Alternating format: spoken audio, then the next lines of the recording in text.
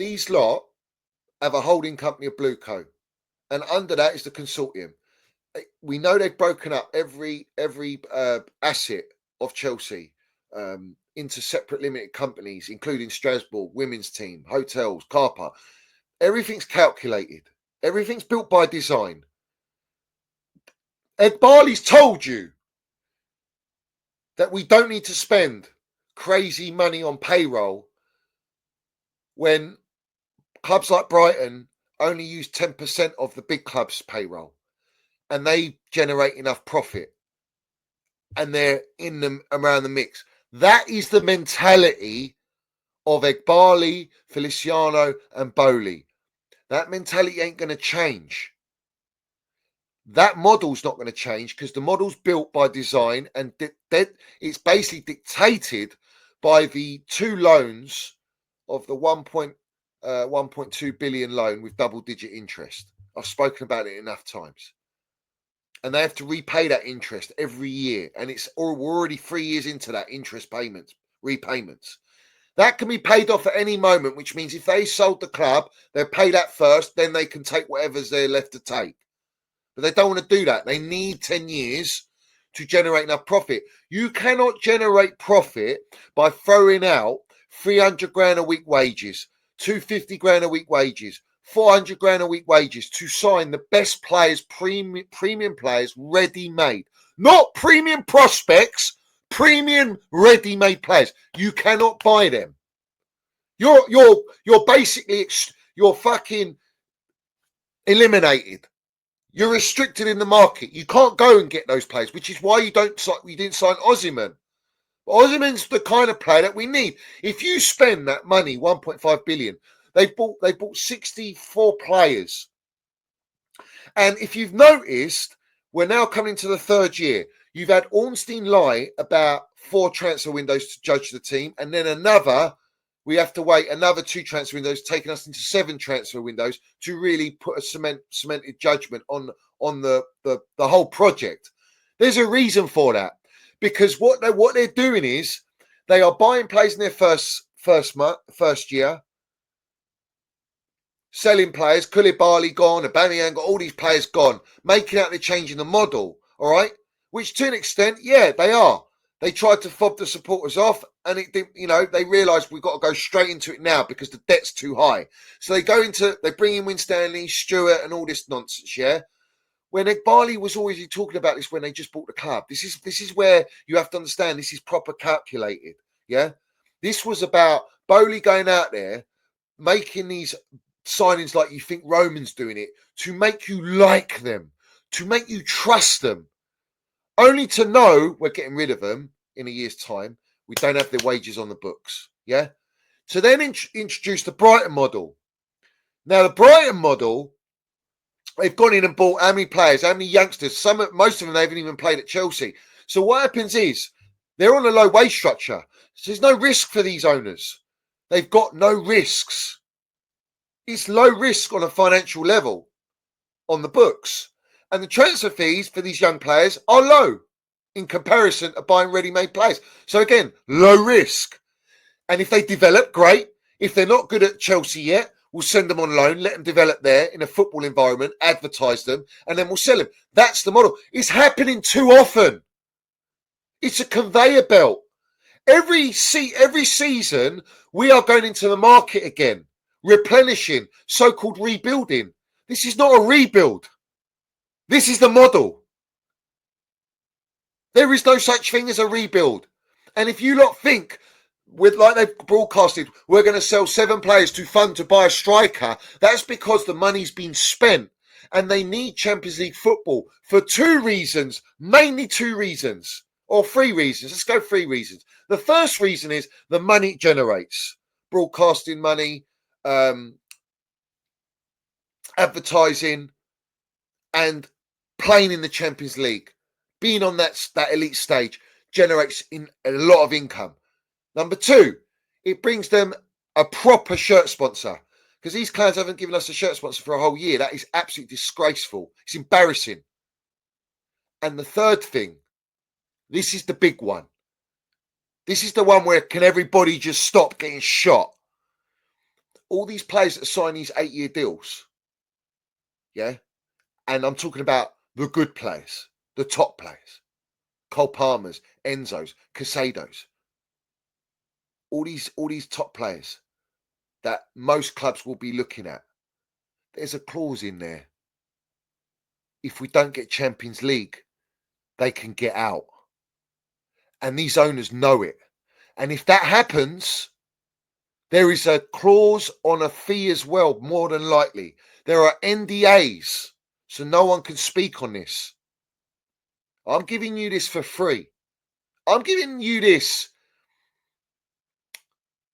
for me to just go and get done again on my channel. But people need to understand that's what's going on at Chelsea.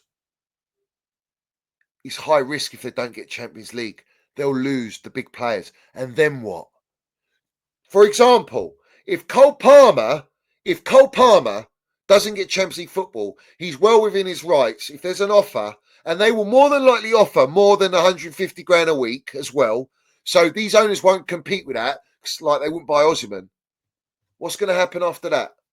Cole Palmer's going to go, I want to go there. They're going to negotiate a fee. And they're going to PR what? We've got Esteval William, we've got Kendry Pies, don't worry. Because they've already got their next conveyor belt of young, so-called generational talent. There is no thinking about the now. When you want to win and you want to be relevant, you have to think about the now. But everything they PR through the journalists is process, time, development. But they're not keeping these players long enough for them to develop anyway. And how can they develop to an elite level if there's no one of experience of elite level in the squad and in the team, and there's no elite gaffer? That's not the focal point. The focal point is generate profit. We need to pay back our loan. We want to build a stadium. And let me land this one right. For them to build a stadium, they've got to spend another 2 billion. Where do you think that 2 billion's coming from? Because it ain't coming out their pockets. It's another loan. And who's going to pay for that? Well, like Man United are doing and the Glazers are doing, it'll be through ticketing. And why do you think Vivid Seats is there? Vivid Seats is there to generate, as the main mechanics, to generate enough revenue, because our stadium's not big enough. So in the event they can't build a stadium, they've got Vivid Seats there. That's why no journalist will speak on Vivid Seats. None of them that are Chelsea journalists, from what I've seen, no one's talking about it. No one's mentioned the debt. And the debt is the debt that Chelsea have taken is worse than the Glazers' debt. Now, just digest that. You know how long the Glazers have been at Man United. This clown ownership have been here for 3 years almost, and our debt is almost double, and the interest rates are higher. So where's the money coming from? All the chips are in at Chelsea with these BlueCos. They put all their chips in, and they're happy to do that. The bottom line is, there is nothing to believe in. And the players now know it. The players know. That's why we're getting performances like this. And the gaffer is their yes man. The gaffer's been put there by Egbali, by Winstanley and Stewart. And Winstanley and Stewart are still in their jobs, and we've been told they're bulletproof pretty much, as is Maresca. And Goldstein's come out, the cousin of Ben Jacobs, the journo, has come out and said he's bulletproof. 100% he's staying.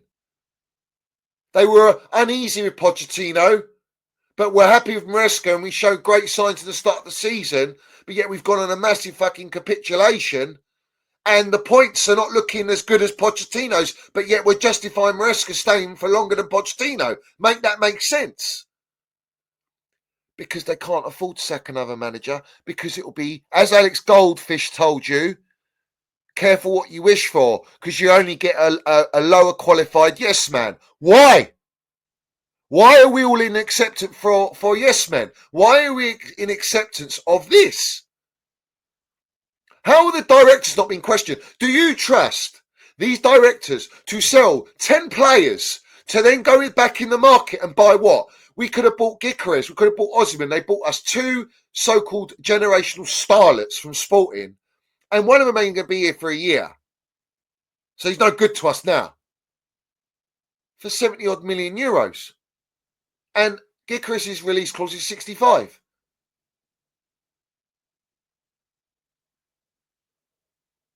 Who trusts these owners to go in the market?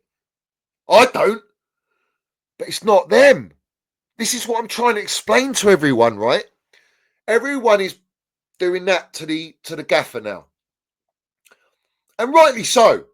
Because I said I can't blame the gaffer, right? I can't blame the gaffer. But I do blame him. I blame him for being the biggest toothpick jellyfish yes man. He signed up for this. He's been dictated by Winstanley and Stewart. They are telling him to play Reece James in the middle of the park. It prevents injury. That's their cash injection if they don't get Champions League. Trev Chalobah's that. All the other players, the 7 players, why are we replenishing a squad? How can you justify being in phase 3 of a process of 3 years, of 6 transfer windows, to say we're in need to gut out the dead wood? Players, the majority, they bought themselves. Who is buying that? That's nuts. It's actually sickening. It's criminal. But you see, when Stanley and Stewart are executing the model perfectly for Egbali, Feliciano, and Bowley and BlueCo, they're not doing anything wrong in their eyes. So why would they sack him? They don't need to sack him. They're happy to promote Joe Shields to director. They love that. Paying more money, that's what it's all about. These lot at our football club are mercenaries. They're vampires. Even the ones lower in the layer cake. Maresca took the payday because he knew he'd never get a job opportunity like Chelsea Football Club. He's less qualified, less experienced than Pochettino and Potter put together. So where are we going? We're not going nowhere. I watched Newcastle supporter got asked, "How do you feel?" He says, "I can't believe it. I waited 70 years for this. I'm the happiest fan in the world." Tearing up, bruv. Because what's it about? What's the game of football about? It's about winning trophies. It's not about winning the process. The process for the future, as Thomas Tuchel said. But you need to deal with it now. These lot are not dealing with it now. The players they buy can't deal with it now. Because you can't... Listen, I almost feel sorry for a lot of these players.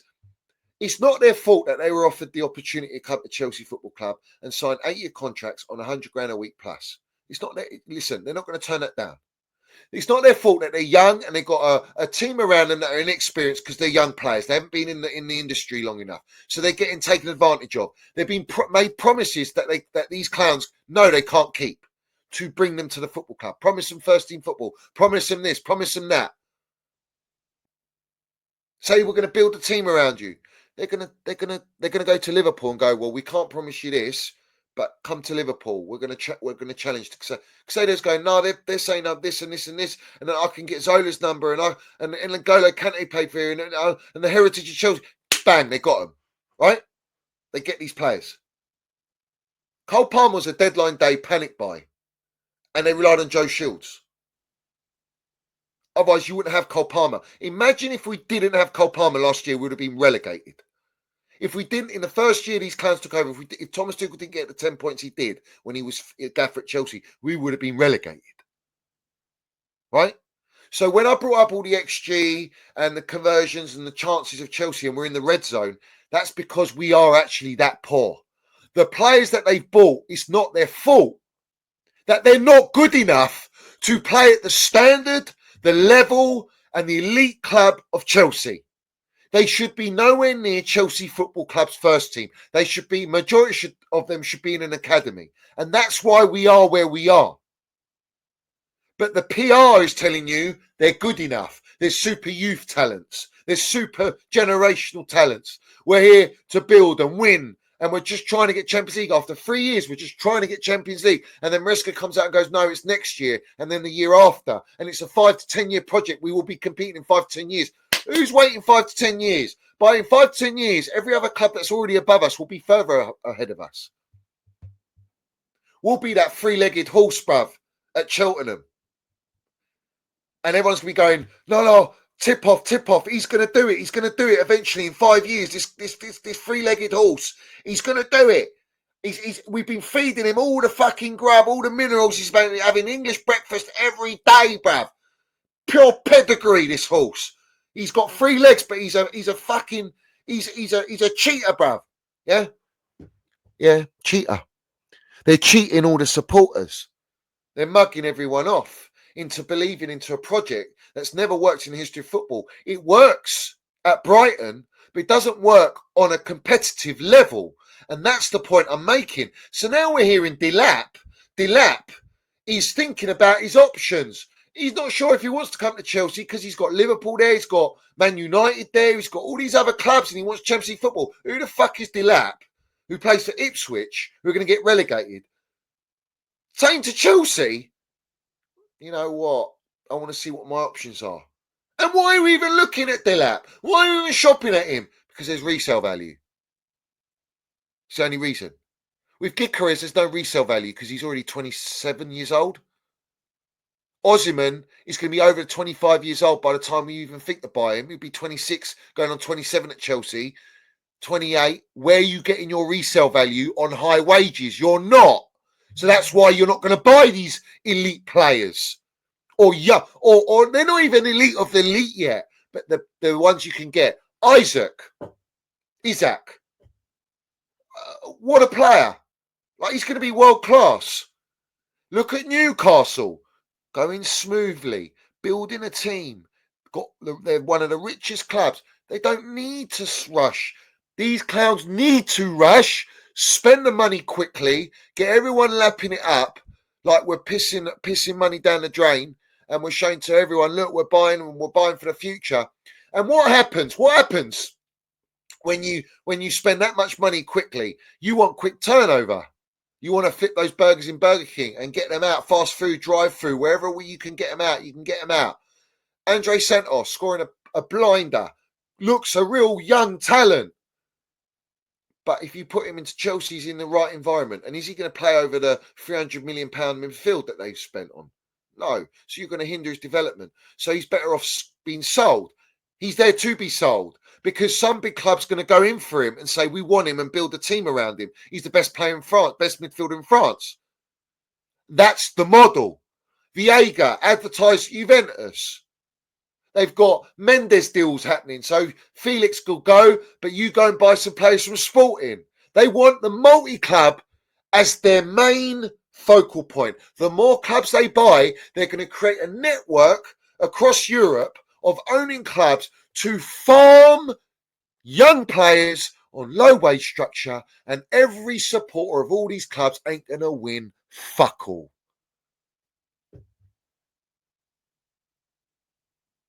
The layer cake says, everyone says sack Maresca. Sack him, it doesn't make a difference. Sack him, it don't make a difference. If you're going to sack him and bring me a Hansi Flick, a Luis Enrique, a Nagelsmann, a Marino, a Thomas Tuchel, fantastic, and build with them, that's the right way to do it. But even if you give these gaffers, this crop of players, they're not good enough. These players are not good enough because they're not built to win.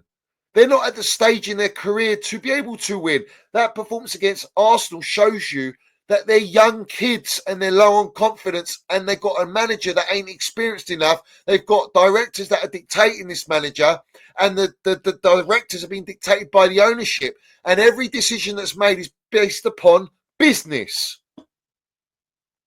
money, profits. I'm not disputing, that some of these players have got talent and they could be great players, but Chelsea's not the right environment for these kids to actually flourish. I don't dispute Esteval's a hot wonder kid. I don't dispute Delap's a decent little player. I don't dispute, I know Casado is a fucking great player. I wanted to sign him. He's the type of player you should be signed if you're looking at that kind of level. But you had to pay top money for that player. So where's the resale value in Casado? There ain't really much. Unless you get a Real Madrid come in and go, well, we definitely want that player. We want him. Doesn't matter what, we want him. You know? But with players like Casado, Enzo, do you know what the deals will be? There'll be trading deals. We'll swap you this player for that player. Like Enzo, Tobes has mentioned, Enzo Fernandez to Real Madrid in swap for Tchouaméni. That's the only way you're going to do these deals for the money that they spent big on. And in their eyes, they're doing all right. That's Moneyball mentality. That's NFL, baseball. That's how they trade. They're trading these players like trading cards in the stock market. They're stocks. Every spreadsheet these clans have got on all these players has got data, trajectory, because the AI scouting has told them where they can go. They're relying on these players to just be advertised and develop at Chelsea. So when you look at a Glad Cake and you say sack Enzo Maresca, you ain't going to bring me a elite manager. So that's pointless.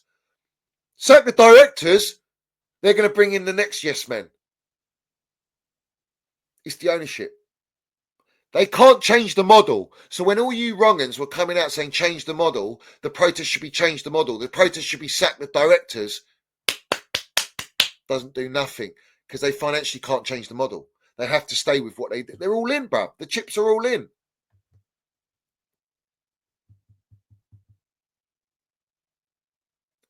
So when I say Enzo Maresca's at the bottom of the layer cake, he's dictated, he's controlled, he's an outright yes man, he's a complete sellout, and I blame him for that.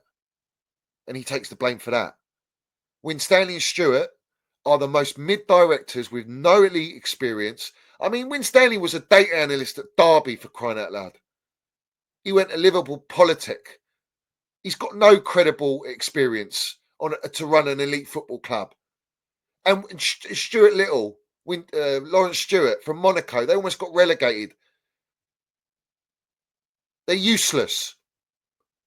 But Winstanley knows the data and the so-called betting software that Bloom uses at Brighton, but that's patented. So they used their own one, AI scouting, that the MLS use and Burnley use. And they're going with that model because Winstanley's from there and he knows it. He's seen it. But they'll never perfect something that they can't actually copy completely. So therefore, their model that they're based on Brighton, it ain't going to be as good as Brighton's. And it clearly ain't. Brighton are the most informed team right now. Brighton beat us back to back and outplayed us in both games. And we had Cole Palmer. And I mean outplayed us. We had not one shot on target in the Premier League game. And they beat us 3-0. We got absolutely battered like fish and chips in Brighton.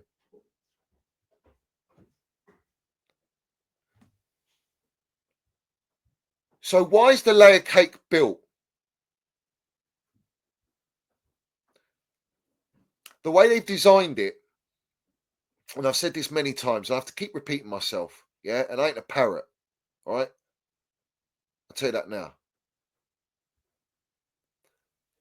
Every time so far, phase 1, phase 2, phase 3, you've seen the same pattern. What's the pattern? Get rid of Potter. Get rid of Pochettino. Now it's get rid of Maresca. Sign us, we spent 1.5 billion. Sign us a goalkeeper. Sign us a defender. Sign us a striker. Of what level are we asking for? Proven level. Experience level. They're not doing that. So sack the directors, they say. So what? The directors get all the forefront. But they're not the one calling the shots. They're not the one that designed this financial model. Because it's not dictated by the directors, it's dictated by the debt taken at the club. Or under BlueCo, sorry. Not even the club. It's on BlueCo. But it's under Chelsea. It's still under Chelsea. But no one wants to go near the ownership. No one will blame the ownership. And what's their PR stunt to make themselves protected? they can't sell for 10 years. So it doesn't matter what we do. We have to accept it. No. Bowley sat in front of you all and he was asked, where will you all be here next in a year's time? He says, I can't predict the future. I wouldn't be sitting here if I did know. Well, that's not a we're locked in 10 years comment from Meatloaf Bowley, is it? Yeah? The debt, if you look at the debt, I've been told by financial experts, private equity, knowledgeable people, the debt can be paid off at any time. There's no lock-in on a debt. The debt can be paid off with the interest, depending on the time that you want to end that debt. But they depend on 10 years as their plan to pay off the debt first, because they have to with the interest, to then take their profits. And Clearlake get the first dibs after Ares Management and the bank loans, and then it's BlueCo and the consortium. So they can sell the club. They've created a layer cake for blame.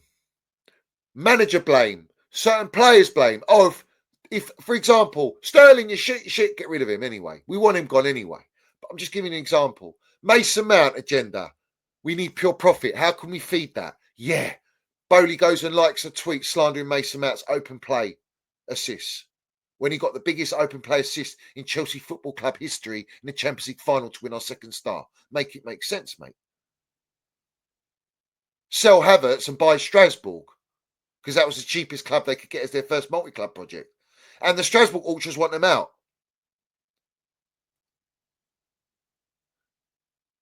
Everything is to avoid them getting the blame. But when we did the protest, when all the Chelsea supporters, the ones that want to make a stand, because the Chelsea Supporters Trust are not manning up. They're not landing the minerals. They're not showing any backbone. They're showing their jellyfish like BlueCo and Clearlake. It's like Clearlake Supporter Trust, not Chelsea Supporters Trust. That protest, those supporters took it upon themselves. And where were they aiming for?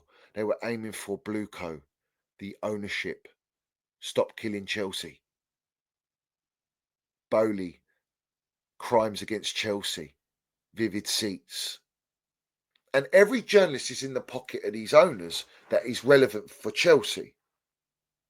All the major media platforms. So where are we going with this? Those supporters showed minerals because they can see where we are as a football club and what these owners are doing, and we know that they can sell. Right? I'm the one that exposed vivid seats, and Eunice was with me. I'm the one, with the help of certain people I can't name, that I on my platform are the first to expose the debt. Apart from Greg Cordell, obviously, but he's a small account, no one pays attention. But I'm the one with a platform and a responsibility, and I exposed the debt. And that's probably what got us done on the channel again, 6th time. But we move, we land it. I don't give a shit. Those two components there, and the fact that they can sell, I've exposed, and what they've done to with BlueCo. Everything. I know everything about these lot, which is why they try and silence me. It doesn't make a difference if you go for managers, players, directors. It doesn't make a difference. You have to go to the snake's head. You need to cut it off. And they're not going to change nothing. And the problem we got is, go and ask yourself, what large account on X, what large YouTube platform or any platform that has a podcast has spoken about the debt, has spoken about, you see, a lot of people go, how are you going to sell these players? We need to replace these players and get ready-made players. We do, but the model's not going to allow you to do that. So that's in the bin. Forget it. It's not happening. So where are you going with this? We're just going to forever stagnate. But they're not. They're making money. So they're happy. They're content. The model's working. They're lapping it up, bruv. And the PR's masking it. The PR's masking the reality.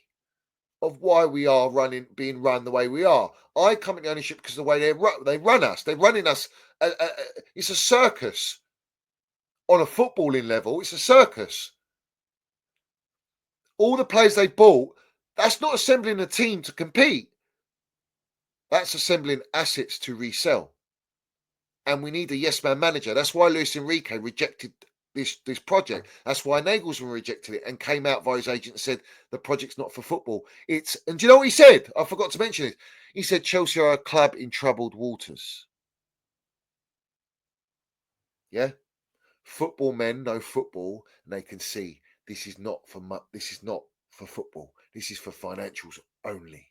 Matson's dad even come out and said financially, that's what they're focused on. Development's not the right development for my kid. So if he's saying that, and Matson's playing for Borussia Dortmund in Champions League, got them in Champions League final. All right, granted they lost it. They're not built for that. Dortmund are a development club. Let's have it right. And he's then gone to sign Villa. Now he's playing Champions League football. He's a regular starter for Unai Emery.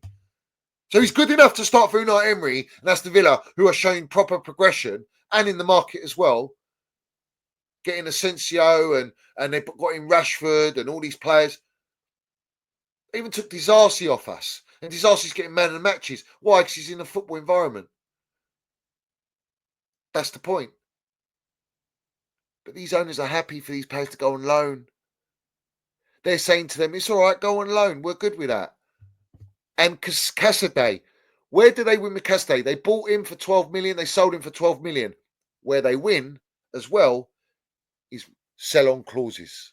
So they get a percentage of when Casadei sold to this next move.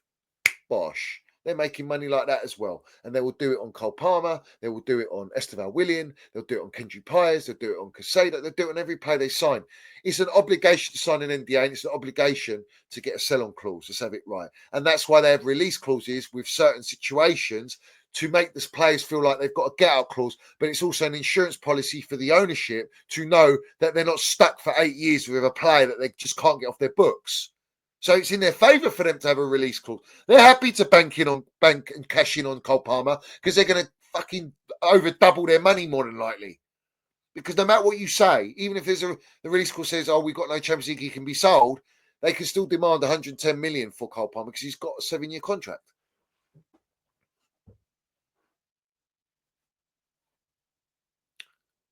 Bruv, I'm surgical with this shit, mate.